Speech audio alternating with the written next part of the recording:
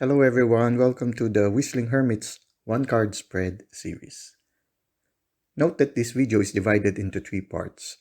A short introduction, which we are doing right now. Part 1, which is a descriptive study of the card for the day. And Part 2, which is a reading from the Handbook of the Tarot of A.E. Waite from AGM Urania. If you want to navigate directly to any of the three parts mentioned, just click on their respective links at the timestamp provided in the description of this video. This video series is primarily intended for learning how to read the tarot. However, you can also use this as a card reading for the day. This is a timeless reading, so if you are watching this now, its message might be for you. In this series, we will be using the Giant Rider Waite Tarot deck. We will also be using the Handbook of the Tarot of A.E. Waite from AGM Urania. The first part of the video will be a descriptive study of a specific card in the tarot. We will describe what we see and the insights and feelings we gather from what we see. Now, the first part is characterized by spontaneity. We allow the cards to speak to us regardless of the generally accepted meaning of the card. By doing this, we hope to increase our intuitive capacity for reading the tarot cards. In the second part, we will be reading the description of the card taken from the booklet of the Tarot of A.E. Waite by AGM Urania. If you intend to use this as a timeless reading, you can randomly choose any card in the series that resonates with you. An alternative approach is to shuffle a Rider Waite Tarot deck and pick a card randomly. You can then choose the card in the video series that corresponds to the card you picked.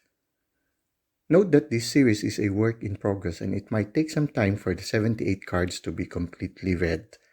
So, without any further delay, let us proceed to the card for the day.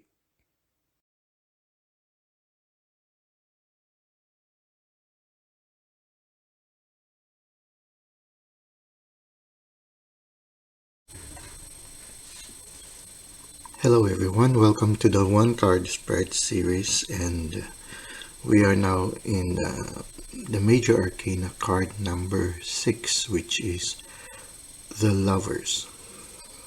Okay, so we are in part 1 and we are continuing the journey of the Dreamer or the Fool. Now, I was wondering, before this he met the Hierophant. And now he met two naked people. I was wondering, maybe this is a dream experience of the Fool. And in his dream, he saw two people. It could be this is a male energy, and this is the female energy. It can be also that he met two people who are who do not have any masks in them. That's why symbolically they are naked. What you see now is the male energy and the female energy without the masks. I feel that this is what the naked truth is, what they are without the masks. And what we see here is that the male is looking at the female energy, and the female energy is looking at the angel, this big angel. No, behind the angel is the sun, a very, very big sun with rays really spreading out. So the sun is the source, God, the one from which everything comes from. And so it's very good because somehow the sun is looking over the two of them. And not only the sun, but also the angels and the guides are watching over these two. And somehow, the very interesting thing here is that the female energy, which is has a more tendency to be intuitive, is more in touch with the divine. She's looking at both the sun and the angel. So she's more in touch with the divine. And somehow this male energy who is attracted to the female energy, as he is drawn towards the female energy, somehow the female energy can draw him closer to the experience also of the divine. And this is a beautiful beautiful direction, no? It's like this one has more of an overflowing energy. Her cup overflows because of the relationship with the divine, and somehow it can have a positive influence on the life of this other person who is drawn to her. Now, behind this lady is a tree, and in the tree are fruits and a lot of leaves. No? There are a lot of leaves and a lot of fruits. So somehow it parallels the Empress, which is a symbol of fecundity, symbol of productivity, and symbol of closeness to creation. When we recall the card of the Empress, it's like that, no? Symbol of fecundity and everything. Now, when you look at here at the back of the male energy, the leaves of the tree are like that of fire. So the arrogance and the strength and the courage that is usually typical of the male energy cannot be symbolized by the fire-like leaves of the trees behind him. So somehow this also reminds us of the Emperor card, wherein the color is predominantly red and there is fire. No? So the fire, somehow the fire is also can be also the attraction that the male has towards the female, which is productive and signs of fecundity, who is a symbol of fecundity. So there's a tendency for him to really be attracted to this one because of her energy that radiates abundance. Now, as you can see, also in this tree, there's a snake coiled in it. I was thinking, somehow, what I feel right now, other people can have other impression towards this, but what I feel right now is that there is a sort of like a struggle between the low energy kind of relationship or attraction and the high energy form of loving, which is the unconditional way of loving. Now, she is more towards this unconditional way of loving, but behind her, and somehow whispering behind her, is this temptation, maybe. I cannot find a better term, but there is always this silent energy that draws the female energy in this card to consider the possibility of low energy relationship.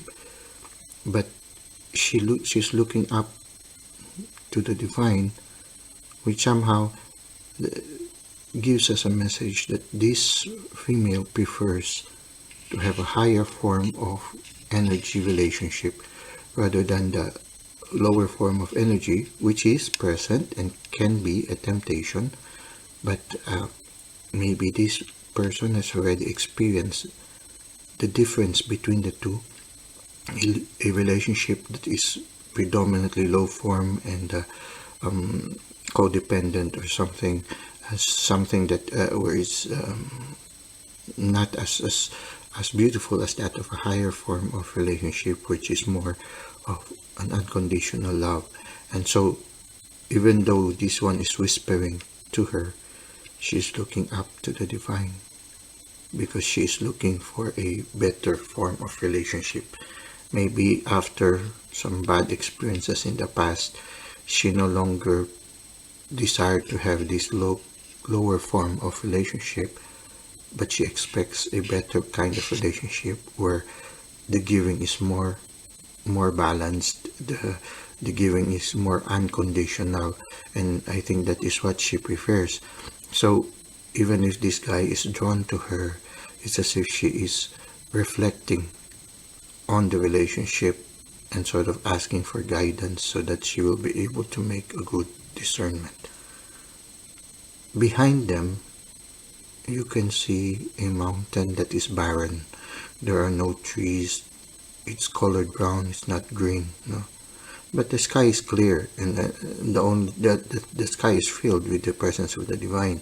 The rest of the sky is clear, and then when you look at the ground, it's also barren. No, I think the tree represents the spirit or the energy that predominates in them, and he is really, really drawn to her.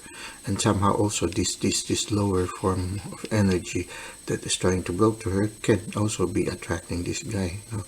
But the beautiful thing is that this person is thinking of the divine. Now, I was talking about this barren mountain and this sort of like barren land also. There are no greeneries, no grass, no anything. I think this represents a beginning, and it's sort of like the life that is waiting for them, that they will be filling up if they would consider and consent to the beginning of a relationship. Then it will be the love that they have together with the love that they receive and the loving relationship that they will have with the divine. They will slowly fill up the greeneries on this land and on this mountain. So this is the potential, which is sort of like a clean slate. They are beginning their life with a clean slate, and it is them who will be filling up this barren land and this mountain with the love that they will experience when they start their relationship. Well, that is what I feel right now, and that is what my reflection is. If this resonates with you, then maybe this message is for you. For those who are learning to read the tarot, this is one way to look at the cards. It depends on how the card will resonate with you also. You might read this card in a different way. It's okay. It depends on how the card will transfer or relate to you the message coming from the divine. So we now go to part 2 of our one card spread series on the Major Arcana number 6, which is the Lovers. Thank you.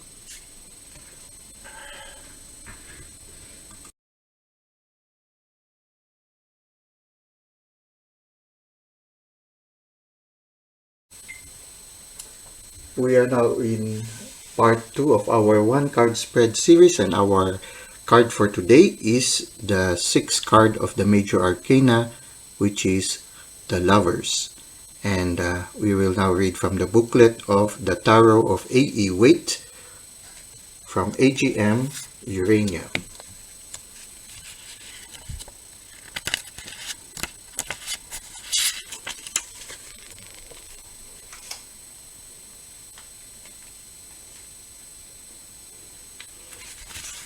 Okay. The Lovers.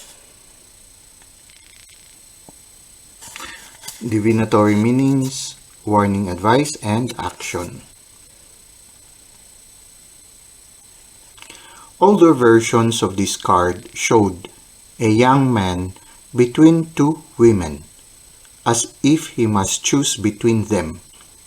As a result, many people see choice as the primary theme for Trump 6.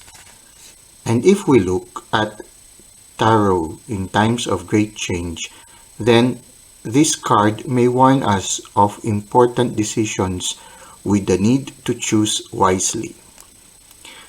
Only those old pictures show Cupid about to shoot an arrow at the young man, implying not only that the choice may involve relationships, but also that he will choose by emotion rather than careful consideration. The current version shows an angel blessing a man and a woman.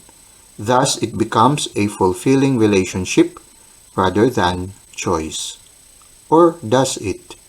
The couple are in fact Adam and Eve, but blessed rather than condemned, as if they have made the right choices. Notice that Adam looks to Eve and Eve looks to the angel.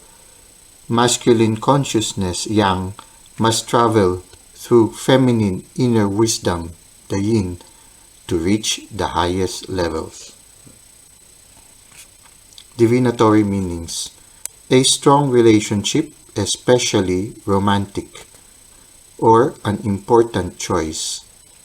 Warning, advice, a time to act alone. Be careful of bad choices. Action. Experience the spiritual power of love and relationship. Well, we finish now part 2, and I hope this has been both fruitful for those who are looking for inspiration or in advice, and for those who are looking for answers, and for those who are trying to learn more about the tarot. Until next time, have a great day.